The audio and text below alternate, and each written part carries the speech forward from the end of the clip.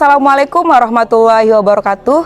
Perkenalkan, nama saya Mutia Tahafari. Saya pendamping sosial program Keluarga Harapan Kecamatan Pringgabaya, Kabupaten Lombok Timur, Provinsi Nusa Tenggara Barat.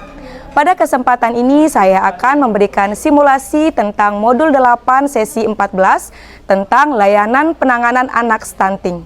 Selamat menyaksikan. Assalamualaikum warahmatullahi wabarakatuh. Waalaikumsalam warahmatullahi wabarakatuh. Oke, selamat datang di pertemuan peningkatan kemampuan keluarga atau yang kita sebut dengan P2K2 pada hari ini. Bagaimana kabarnya Bapak Ibu hari ini? Alhamdulillah. Pada hari ini kita akan belajar materi pada modul 8 sesi 14, yaitu tentang layanan penanganan anak stunting. Nah, sekarang saya mau bertanya kepada Bapak dan Ibu. Di sini ada yang masih ingat materi pelajaran kita pada pertemuan sebelumnya? Ibu Ega? Potensi diri. Oke, potensi diri. Terus apalagi Bu Tiara yang kita pelajarin? Potensi keluarga dan lingkungan, Ibu. Oke, beri tepuk tangan dong. Oke, selanjutnya saya akan bertanya lagi pada Bapak dan Ibu. Yang pertama yaitu apakah ada kasus stunting di lingkungan sekitar Bapak atau Ibu? Tidak. Alhamdulillah. Nah, seandainya jika Bapak dan Ibu memiliki anak yang stunting, kira-kira apa yang akan Bapak dan Ibu lakukan? Lapor ke Pak RT, Bu. Oke, ada lagi? Membawa anak ke posyandu, Bu. Oke, benar sekali. Ada lagi? Membawa ke puskesmas, Bu. Oke, betul sekali. Nah, pertanyaan selanjutnya, jika itu terjadi, jika ada anak yang stunting, apa yang harus dilakukan masyarakat untuk mendukung keluarga tersebut? Ada yang tahu? Ya saya Bu, membantu merujuk ke layanan kesehatan. Bagus sekali. Nah, terus selanjutnya ada yang bisa? Ada yang tahu? Tidak memberi label kepada anak yang stunting. Nah, betul sekali. Oke, beri tepuk tangan dulu. Jika kita memiliki anak atau keluarga yang stunting, apa saja sih yang harus kita dapat lakukan? Yang pertama, kita dapat mengoptimalkan bantuan sosial yang kita terima untuk memenuhi gizi seimbang anak. Dan yang kedua, kita dapat melakukan stimulasi secara terus-menerus kepada anak. Dan yang terakhir, keluarga dan masyarakat dapat menghubungi layanan yang ada di sekitar kita.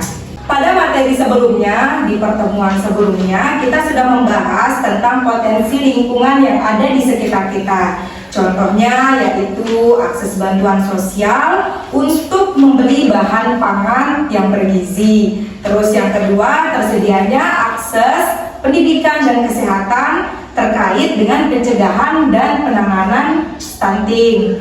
Dan yang selanjutnya yaitu jika ibu-ibu memiliki lahan atau pekarangan rumah, ibu-ibu dan bapak-bapak bisa menanami dengan sayur dan buah.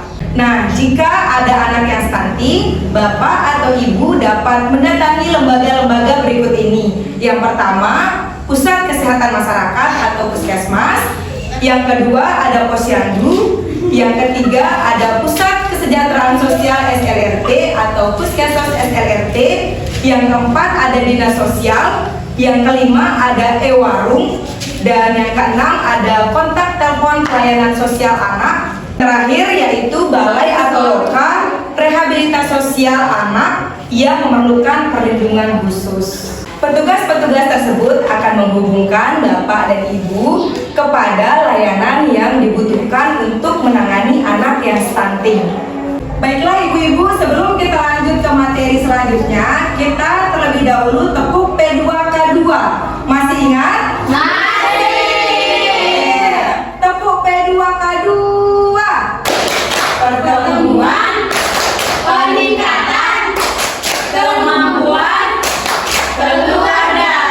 Selanjutnya saya akan membagi Bapak dan Ibu menjadi dua kelompok, kelompok 1 dan kelompok 2. Nah, di sini saya mau memiliki dua cerita, ada cerita 1 dan ada cerita 2. Cerita 1 akan saya berikan kepada kelompok 1 dan cerita 2 akan saya berikan kepada kelompok 2. Nah, masing-masing cerita ini akan didiskusikan oleh Bapak dan Ibu. Nah, di sini Bapak akan memerankan beberapa tokoh yang ada di cerita tersebut dan melakukan simulasi di depan untuk cerita ini. Anak saya Asep 3 tahun, tapi kok tingginya tidak sesuai dengan umurnya ya? Kenapa ya? Apa yang harus saya lakukan? Nah, itu tadi simulasi yang dilakukan oleh kelompok 1. Beri tepuk tangan untuk kelompok 1. Dan Nina usia 4 tahun namun tinggi dan berat badannya tidak sesuai dengan anak usia 4 tahun. Apakah saat saya hamil saya kekurangan darah ya? Atau nutrisi yang kurang? Apa yang harus saya lakukan ya?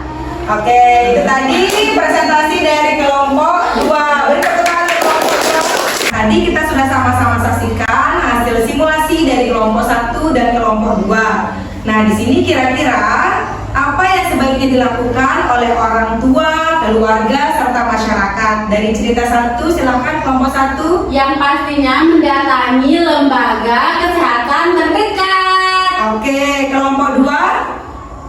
Memberikan pil penambah darah dan nutrisi yang seimbang. Oke, terima kasih atas jawabannya. Nah, selanjutnya dari kasus di atas, siapa saja pihak-pihak yang dilibatkan pada kasus tersebut? Keluarga, orang tua, dan lingkungan. Oke, terima kasih atas jawabannya ibu-ibu. Dan ada beberapa hal penting yang akan saya sampaikan. Yang pertama, walaupun anak sudah berusia 2 tahun lebih, keluarga harus tetap mengoptimalkan pemenuhan gizi anak dan memberikan stimulasi kepada anak. Jika anak sudah terkena stunting, ibu atau bapak bisa membawa anak tersebut ke layanan fasilitas kesehatan dan berkonsultasi kepada fasilitas kesehatan atau tenaga kesehatan agar kondisi anak tidak memburuk. Yang terakhir, ibu-ibu dan bapak-bapak bisa menghubungi atau mendatangi langsung lembaga-lembaga yang ada di sekitar kita, atau ibu-ibu dan bapak-bapak juga bisa mendatangi atau menghubungi SDM Kesos yang ada di wilayah kita. Sebelum mengakhiri sesi ini atau pertemuan ini, saya akan menanyakan lagi kepada ibu dan bapak, kemana aja sih atau apa saja sih layanan rujukan yang bisa kita hubungi jika ada anak yang stunting? Yang pertama,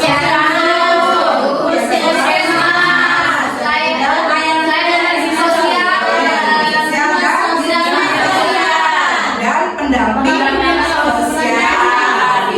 Oke. Untuk tugas ibu-ibu di rumah dan bapak, di sini ibu-ibu dan bapak akan membuat rencana apa yang akan dilakukan untuk melakukan pencegahan dan penanganan stunting. Sekarang ibu-ibu bisa mengumpulkan tabel janji diri yang sudah ibu-ibu buat kemarin.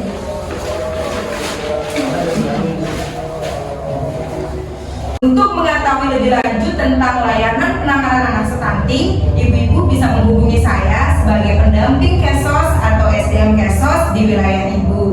Saya akan membantu ibu dan bapak untuk merujuk ke layanan yang dibutuhkan. Saya sangat mengharapkan kepada ibu-ibu dan bapak-bapak untuk melakukan informasi atau meneruskan informasi yang kita dapatkan di pembelajaran hari ini kepada keluarga atau masyarakat yang anaknya terkena stunting. Sebelum kita mengakhiri pertemuan hari ini, marilah kita berdoa agar pertemuan hari ini menjadi berkah dan bisa bermanfaat untuk kita. Berdoa dimulai. Berdoa selesai. Terima kasih saya sampaikan kepada ibu dan bapak atas kehadirannya. Semoga ini menjadi amal kebaikan untuk kita semua. Amin. Dan semoga pelajaran hari ini bisa kita terapkan di kehidupan kita sehari-hari. Terima kasih. Kalau ada kekurangan mohon dimaafkan. Assalamualaikum warahmatullahi wabarakatuh. Waalaikumsalam warahmatullahi wabarakatuh. Demikianlah tadi simulasi modul 8 sesi 14 tentang layanan penanganan anak stunting. Semoga informasi yang kita dapatkan tadi dan sudah diberikan bisa kita terapkan. Terima kasih.